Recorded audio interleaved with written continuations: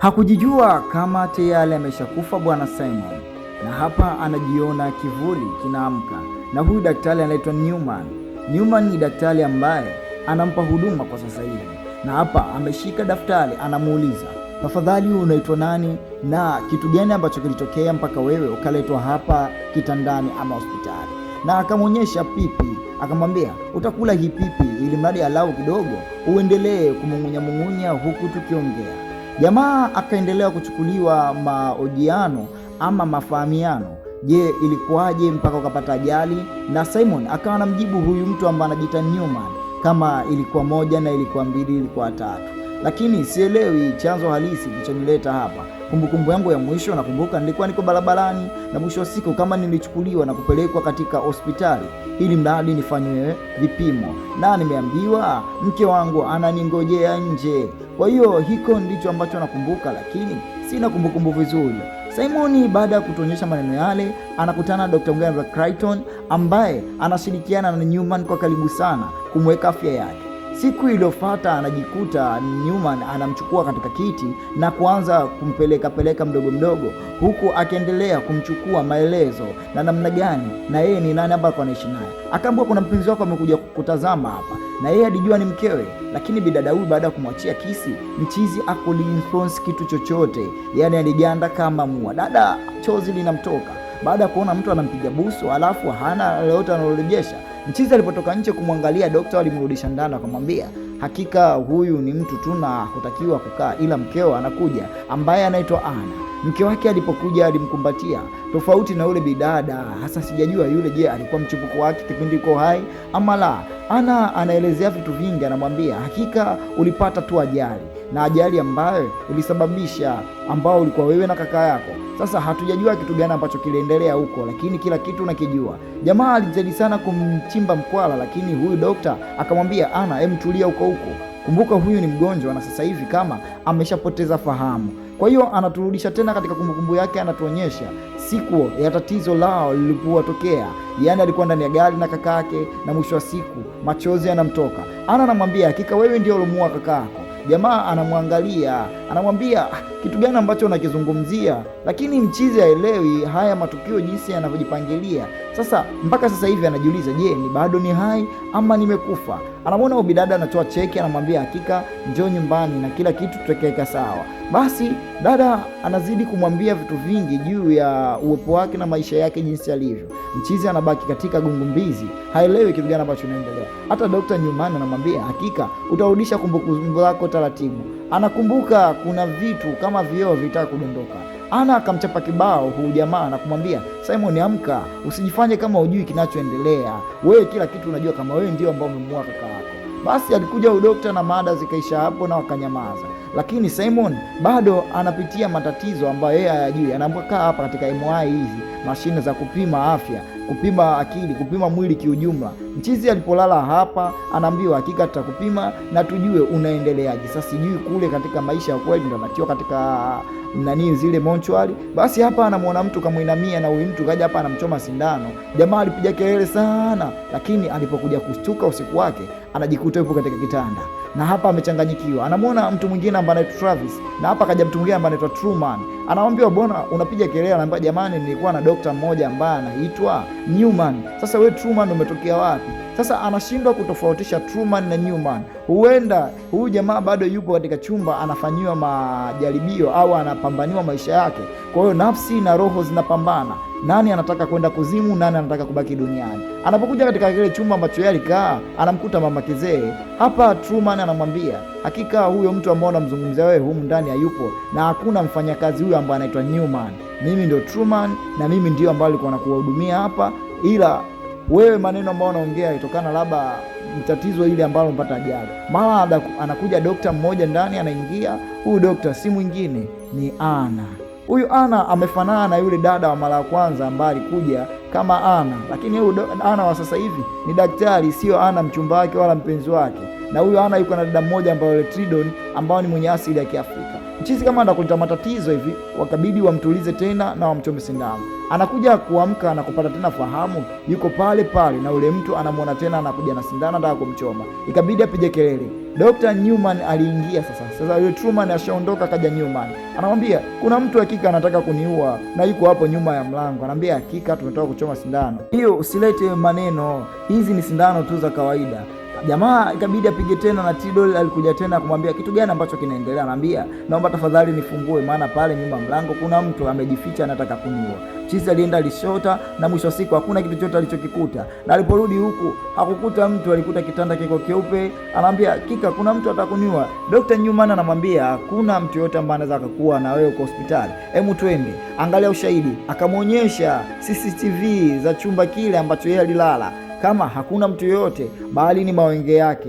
Roho na mwili zinapambana na mchizi nusu yuko duniani, nusu yuko akhera. Kwa hiyo maisha yanampeleka na ndoto zinampeleka, anajikuta na kimbia ovyo. Anakuja anaingia katika chumba kimoja, anamkuta mgonjwa ambaye amelala, lakini huyu Newman alimfuata na akamuuliza, vipi ndugu yangu unaendeleaje? Akamwambia mimi naendelea vizuri, hakika na mimi afya yangu muda wote takangamaa. Jamaa kidogo alisikia raha, lakini Newman alimwambia hakika usiwaze sana na wala usipagawe. Mchizi anarudi katika lifti, mara hapa lifti inazuiwa. Hakuwa mtu mwingine bali yule dada ambaye alikuwa anamuona katika ndoto. Basi dada kaja hapa anamwambia siku ya kwanza nimekukisi na leo nakukisi tena, alau nikumbuke. Lakini kipindi anaendelea na mahaba, huyu dokta akaingia kama karibu. Na dokta baada ya kuondoka, jamaa anamwambia unajua mabusu yote unanikata haya, mimi sikujui wewe ni nani. Hidi niambie. Dada akamwambia mimi ni Swaiba, tena ni Swaiba kwa karibu tu, alau vuta kumbukumbu vizuri utanijua. Dada akataka kuondoka na mchizi akamshika mkono akamwambia wewe ni Clara. Ina maana sasa hivi ameshamkumbuka kama huyu ni Clara, na jamaa anatukumbusha mbali kama ana hadithi ndefu sana na huyu Clara. Si unajua tena roho inatapatapa katika mwili nataka kuondoka, lakini Clara huyu ina maana alitokea jambo zito kwa kaka yake Peter.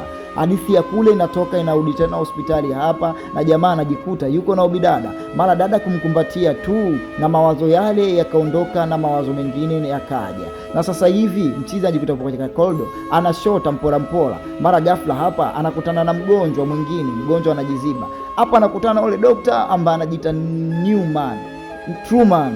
So Newman tena anamwambia sasa dokta alienda wapi? Lakini mchizi mambo yanachanganyika. Ina maana hakuumwa siku moja, ina maana aliumwa siku nyingi. Chumba hiki kuna mgonjwa mwingine na yeye chumba hiki kalala yeye anapiga story. Na anakuja tena sio yule dokta ambaye yeye alikuwa anamkuta ama anamjua ambao ni Newman. Sasa hivi kaja huyu Truman na daktari sasa hivi kama kawa yule ana tena sio mpenzi wake wala sio nani. Na hapa wakiwa wanamchukua rekodi, mlango unagongwa na anarudi tena ni Clara. Anaambiwa huyu ni mke wa kaka yako. Sasa huyu Clara, inakuwaje tena umekuwa mke wa kaka yangu? Mchizi anabaki kuwa na maswali, mchizi anabaki kuwa na kiulizo. Anatukumbusha sasa walikumbatiana yeye na kaka yake Peter, na mara Peter hayupo na wala Clara hayupo, karudi tena Waona mazinzongo haya. Yaani mchizi haelewi kinachomwendelea katika maisha yake. Mchizi haelewi kinachoendelea katika kumbukumbu yake. Alimfuata, alimwambia hapa nilikuwa na Clara. Anamwambia hakika ngojea na kumbukumbu yako tarudi vizuri. Mara karudi ana yule anemjua yeye, mara karudi ana huyu dokta. Lakini mchizi haelewi, mchizi ajui kitu gani afuatilie. Kipindi sasa anamkimbiza huyu anamuona Clara kwa mbali anaondoka. Sasa alivyolifuatilia lile gari moja kwa moja na nguo zake za hospitali, muona kama mchizi bado yupo kwenye mawazo. Anajikuta yeye na kaka yake wanapambana ama wanapigana. Kisa ni mapenzi ama kisa ni mwanamke, na Simon anamsukuma Peter na Peter anadondoka kutoka juu ya gorofa. Na hapa mchizi anachungulia, anamkuta kaka yake tayari ameshakufa. Sasa anajiona mara mbili yeye akimvuta kaka yake na kumtoa ndani ya uwanja ule na kumtia ndani ya gari katika nyumba yao kitajiri na kuondoka naye. Simon anaona, lakini hapa kuna mtu alovaa nguo za hospitali anataka kumshambulia. Ilibidi ajitetee ili mradi kunusuru maisha yake. Na aliponusuru maisha yake, kumbe alikuwa anampa mtu adhabu ambaye hakutakiwa. Amini kinachomtokea.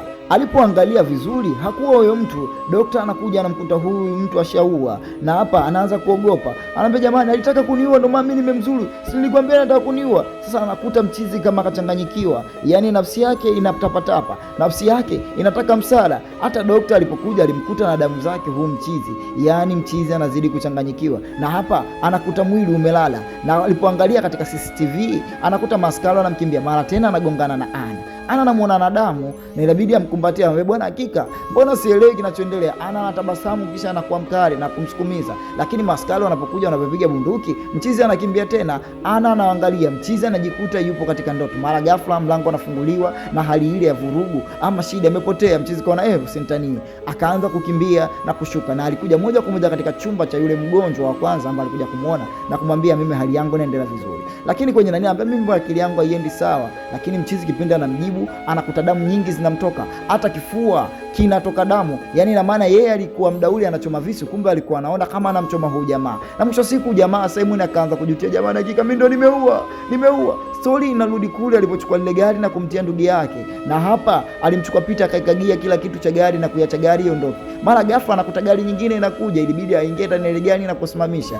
na hapa akamweka ndugu yake vizuri ili mradi kisijulikane kinachoendelea. Akajiona tena anatoka pale na kuja moja kwa moja ndani ya hospitali ama kuingia ndani ya hospitali. Anakutana na dada, anamwambia, hakika tulia, wala hakuna kilichotokea, hujaua mtu wala hakuna mtu aliyekufa, vitu vyote hivyo ni mawazo, na wewe kaa vizuri, kumbuka. Mara anamuona tena Ana amekuja hapa, anamwambia, hakika unachokifanya sio kitu kizuri. Na Ana kama kuna namna ya vitu vinataka kumtoka, yani haelewi kinachoendelea. Jamaa baada ya kuona vile aliondoka moja kwa moja na kutaka kumsikiliza Ana maneno ama porojo anazozisema. Hapa alikuta kitu kama cha kumbukumbu ambacho kinamkumbusha yeye na Clara wakiwa katika mapenzi mazito, yani katika furaha nzito, na kaka yake Peter alishuhudia mapenzi haya. Kwa hiyo kama Clara alifumaniwa na kaka yake Peter, umenelewa, kama Peter Clara anachanganya mtu na kaka yake, na mwisho wa siku ugomvi ule ukatokea, naye akataka kumtuliza ndugu yake, lakini akajikuta ndugu yake mpaka anamuua na mpaka kumchukua ndugu yake na kutaka kwenda kumzika. Na kipindi anaenda kumzika ama kwenda kumwekea jambo, hakufika hata kule bandarini,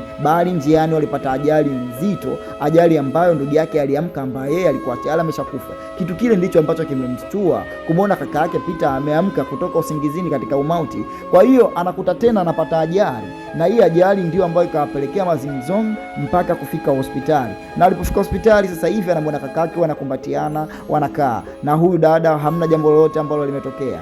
Yani ni tofauti na mambo yote ambayo ametuonyesha, yani familia ambayo ina amani na upendo. Na hata mwenye picha ambao ni Newton ama Newman ni baba yao mzazi. Kwa hiyo jamaa alikuwa katika mawazo mazito, na kila anaamka katika kipindi tofauti. Na mwanzo ilianza picha yuko hospitali, kumbe roho ndiyo ambayo ilikuwa anataka kutoka, na watu wanapambania maisha yake, na watu wanapambania namna gani wanaweza kumsaidia. Roho ilikuwa inaacha mwili moja kwa moja, na ndo maana kumbukumbu zote zile aliziona. Na hapa jamaa anajikuta tayari roho ishakimbia na yeye tayari ameshafariki dunia, anasubiri kuoshwa tu. Kama unapenda picha kama hizi, usisahau kutufollow, usisahau kusubscribe. Ni hapa Kapinga TV Online. Ciao.